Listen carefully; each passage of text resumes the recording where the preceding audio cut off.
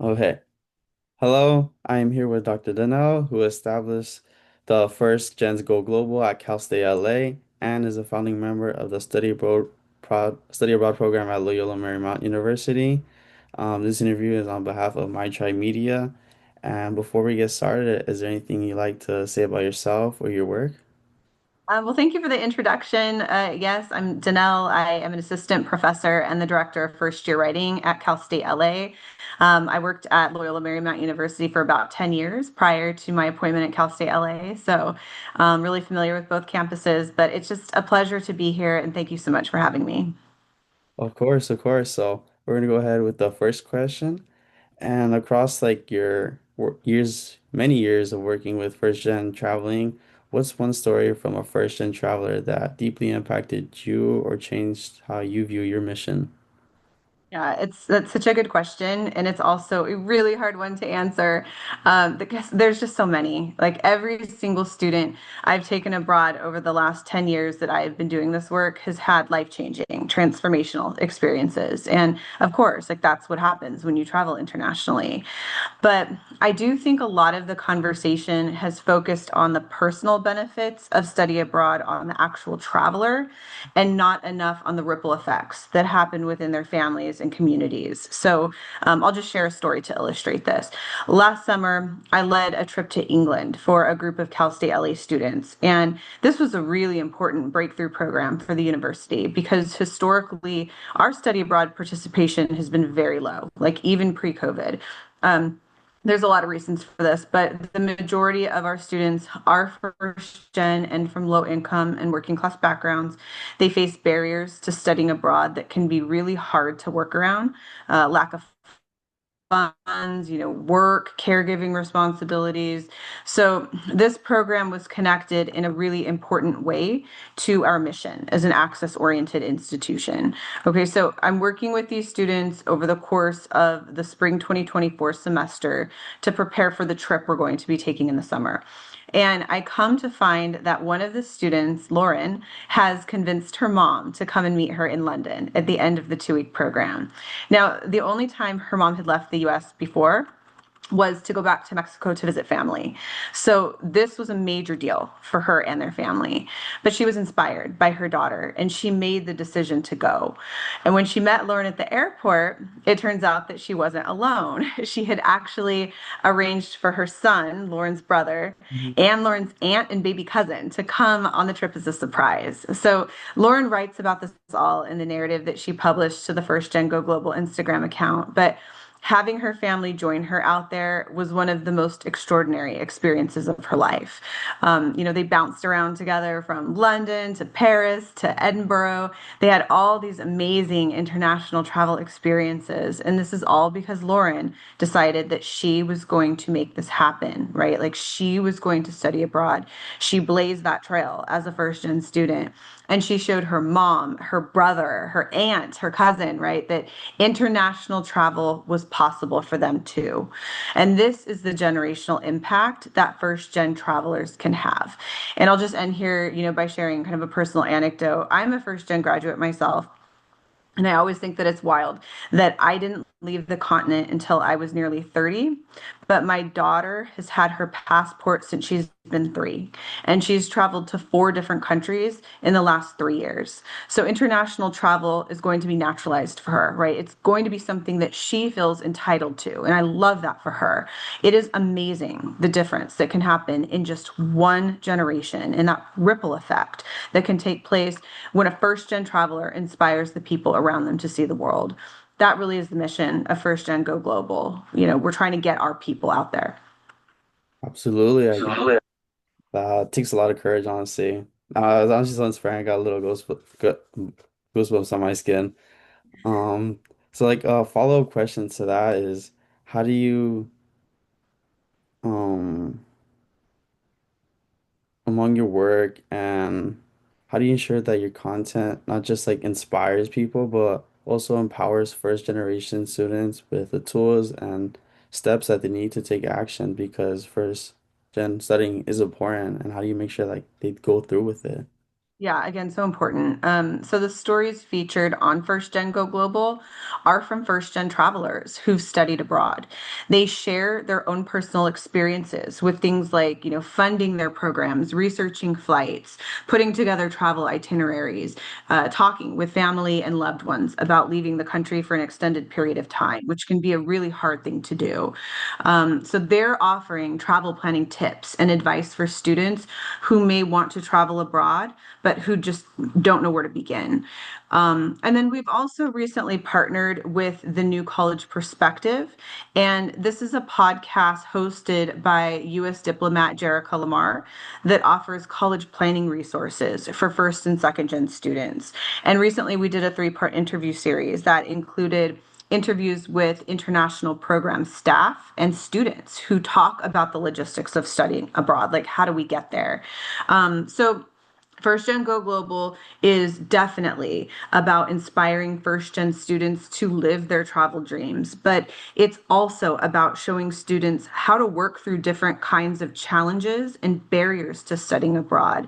And then, like, how to break down these big international travel goals and dreams into steps that feel more manageable.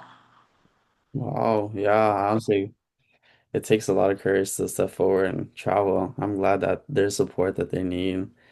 But like besides that, have you noticed any like cultural barriers that first gen students face when they think about traveling abroad or when they actually travel abroad? And how does your platform help break those down and ensure that they have an easy mind and feel confident traveling? Yeah, there are so many barriers, cultural and otherwise, that first gen students have to contend with. But with that said, I think it's really important to avoid falling into the trap of pathologizing students based on markers of cultural identity. So let me just kind of give you an example. At Cal State LA, where I work, 80% of students identify as first gen, or students whose parents haven't completed four-year college degrees. 75% of students identify as Hispanic, and 69% of our students are Pell eligible, which means that we have a very large population of students from low income and working class backgrounds. So when I first started talking about starting a first gen focused global education program for our Cal State LE students, I was told by someone in upper level administration that historically there hasn't been a lot of support for study abroad on our campus because it's not something that is valued culturally among the population of students we serve. Okay, so obviously this did not sit well with me. Okay, I understand that many of our students can't afford the cost of programs like these. I know that many of our students come from families who are very tight knit, who may not see value in international travel, who may regard it as an unnecessary luxury, a distraction from completing the degree, maybe even dangerous. And I actually come from one of those families. So many of our first gen students might believe study abroad is out of reach for them for good reason. But a lack of resources and staff devoted to international programs only reinforces that belief, right? Shifting a structural problem onto the students themselves, their economic conditions, right? Their cultural beliefs, their families and communities. This is not an acceptable response. I've been doing this work long enough to know that first gen students want opportunities to travel abroad. They will overcome extraordinary barriers to get there. So with First Gen Go Global, I want to highlight first gen world travelers from different cultural backgrounds so that first gen students who are thinking about studying abroad will see people like them who are already doing it and know that it is possible for them too.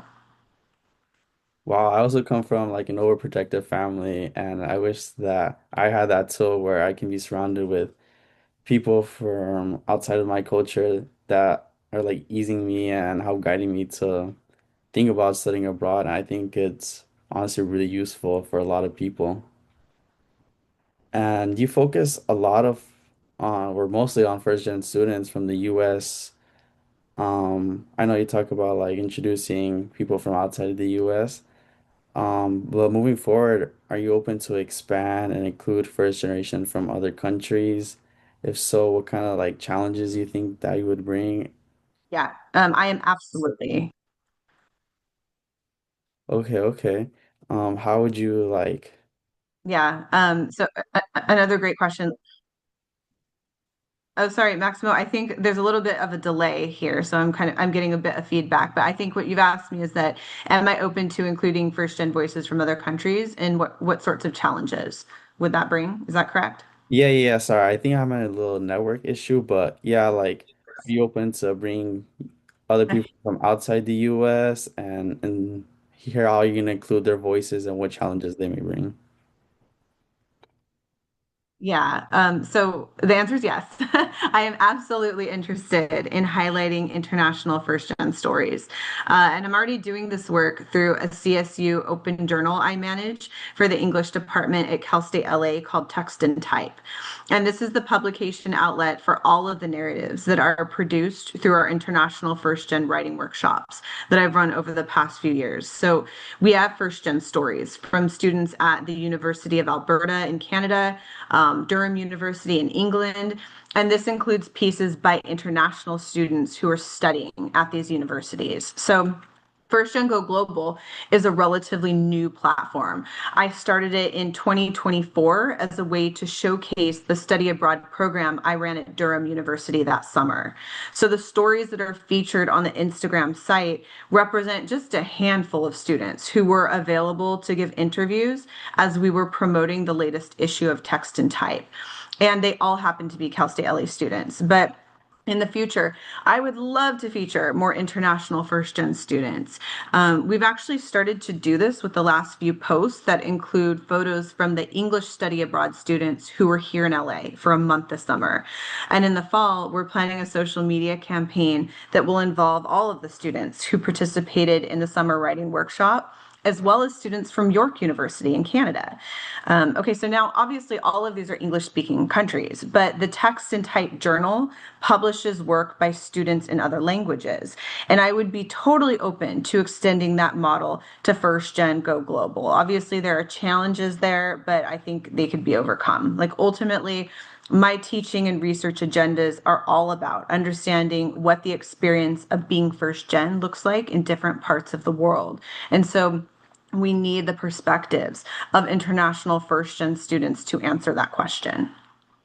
Wow, I truly love your vision and your passion for including different voices in your first gen travel experiences. But I know it can be like hard to find these opportunities for people. So do you collaborate with universities, study abroad programs, or scholarship programs in a way to like amplify your impact? Mhm. And if you don't, who would you want to? Mhm.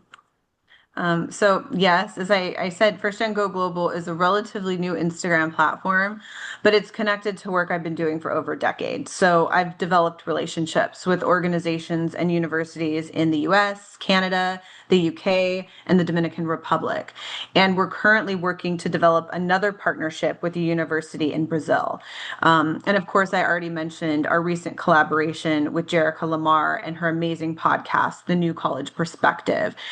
So, with all of these partnerships, ensuring our missions are aligned has really just involved conversations with faculty and staff who are working to support first gen students more broadly, or those who are invested in increasing access to global education opportunities for first gen students more specifically.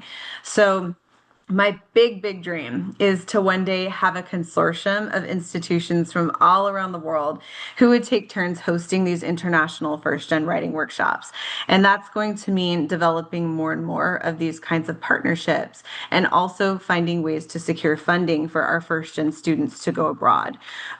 Right now, it's all just kind of ad hoc. Like different institutions have different levels of funding that they're able to provide students. There's also external scholarships out there that students can apply for. So the Learning Abroad Center at the University of Minnesota actually has a really amazing scholarships portal that's open to the public, and you can search scholarships by region of study, program type, and academic level. But again, to date, our students are really funding their study abroad programs based on what they can piece together.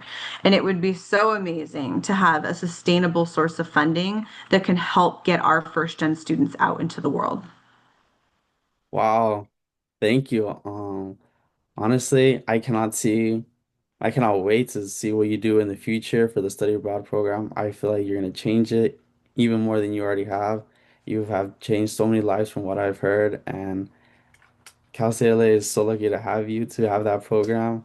I know that Loyola Marymount University is, and you've done so much great work with them. I thank you so much for your time for these interviews. That's all the questions I've had. I really appreciate it. Thank you so much, Maxima. It's been a pleasure to be here, a pleasure to do this work. I feel honored to do it. Thank you. Thank you. I hope you have a great day.